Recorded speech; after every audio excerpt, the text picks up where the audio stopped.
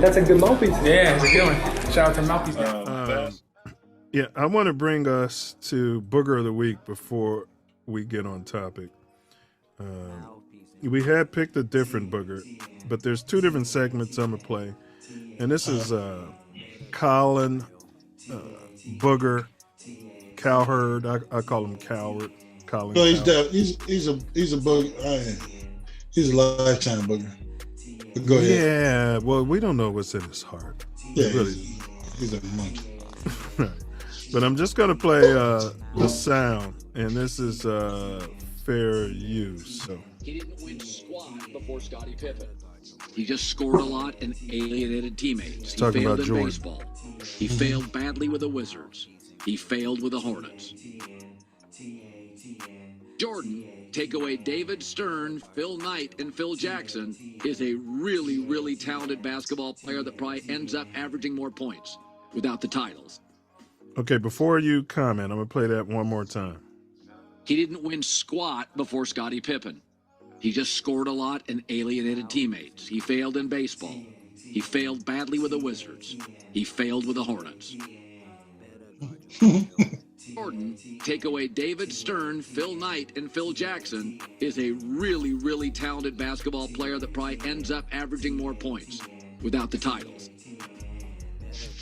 Okay, that's part one of this two-part Booger series. What's your initial gut-wrenching reaction to this nonsense that's being spewed? I usually don't like leading you, but this blasphemy that's being spewed. We don't know what's in his heart. He was just going from his experience of being a sports analyst, speaking on Jordan's ability to lead an NBA team to a championship, to take a shithole basketball league and make it worldwide. Shithole organization. Go ahead. And make everybody associated with the NBA billions of dollars. To take a team that in Washington that they were trying to profit off his image and likeness, and it gave him a part ownership of the hockey team, and wanted him to come to Washington to put some butts in seats, and he was flirting with the playoffs when he was at Washington. Yeah, I mean, he's Michael Jordan. He's 40 years old, and they still couldn't stop him. If they would have had a play-in, he'd have made it. Go ahead. Yeah. And then you also have him being the owner. They want to discount his ability to be as an owner, and you can go to the books and see how much the team was when he bought them and how much they're worth now. So, this so-called sportscaster or pundit or monkey that they got on here, spewing his rhetoric about the greatest basketball player of all time. There's nothing to comment about, And you rarely hear them talk about billionaires like that, other team owners, unless they come out and spew some racist or misogynistic something, or do something crazy like with the Knicks owner. You rarely hear them going in on. I mean, I bet if I took some research on this, I could find some NBA owners that suck just as bad. Yeah, I mean, as far as product on the court. Well, I mean, yeah, there's plenty of them, but we don't know what's in his heart. But to come back at Michael Jeffrey Jordan with some nonsense like this, and the fact that you still even have employment is based on Michael Jeffrey Jordan. But he was saying that Jordan wouldn't have been nothing without the upper management and the ownership. So the commissioner. That's like saying Larry Bird would have been nothing without Red Auerbach, Casey Jones. Without we'll go into the players he played with. They'll never spew that. They'll never spew that Larry Bird wasn't at a shithole organization when he got there, to your point about situations, right? Magic wasn't at a shithole organization when he got there, but they won't say, Magic can thank Kareem and thank Jerry Buss and thank what was the coach name with the greasy hair?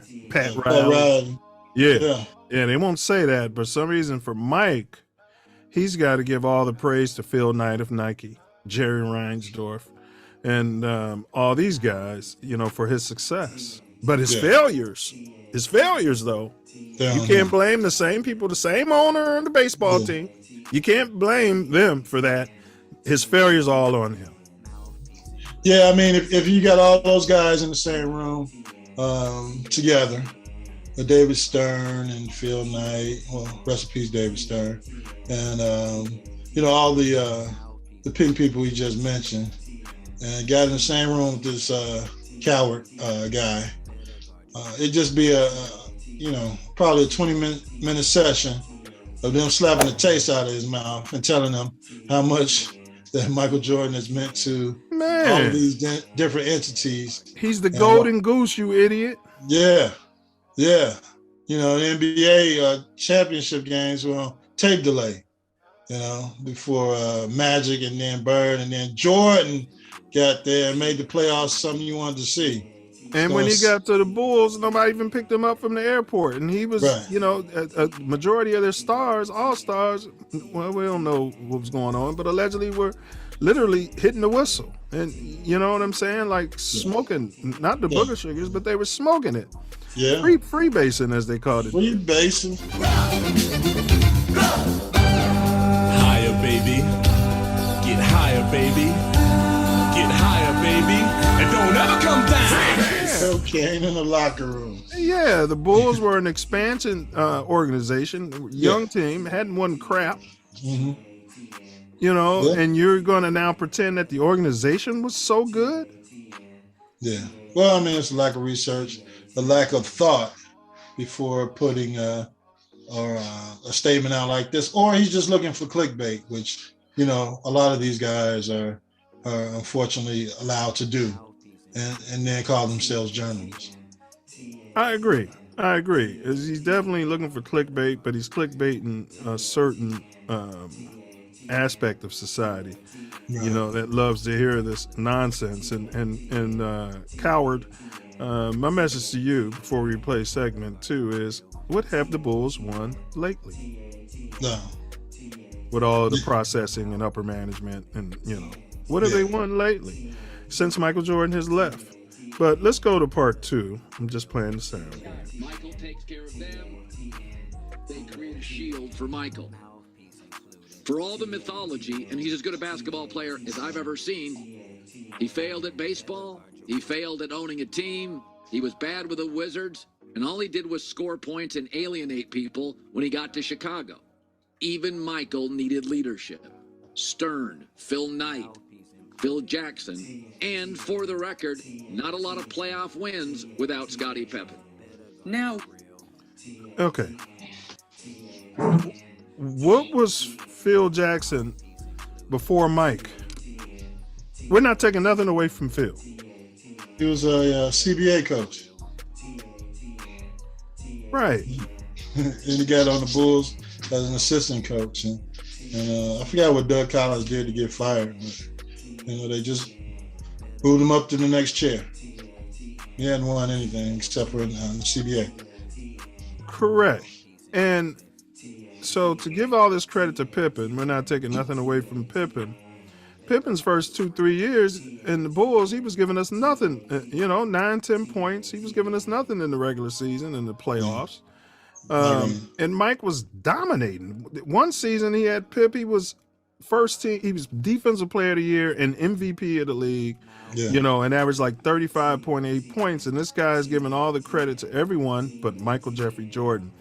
And his failures in baseball, I don't really consider it a failure, but Mike is on record saying that his failures, and any kids out there, failures are stepping stones to success. Right. And if this Cowherd can go out there and hit 250 in Major League Baseball, coming out of basketball, I would be amazed. Absolutely amazed. That's one of the hardest jobs in the world, is to be able to hit a baseball from a Major League pitcher. And it's been said, even Reinsdorf said it, Cowherd. Had Mike stuck with it for another 2-3 years, he would have broken through to the majors. Yeah, baseball is definitely preparation and that muscle memory and that repetition of playing on the field and in batting cages and in games. And this guy's coming off playing in the World Championship in basketball. So this guy is just a coward and a major idiot. That's our Booger of the Week. Hey bros, what's going on? This is Cotton. Be sure to subscribe to my channel if you haven't already, because subscribing makes you feel good. Do you still have them?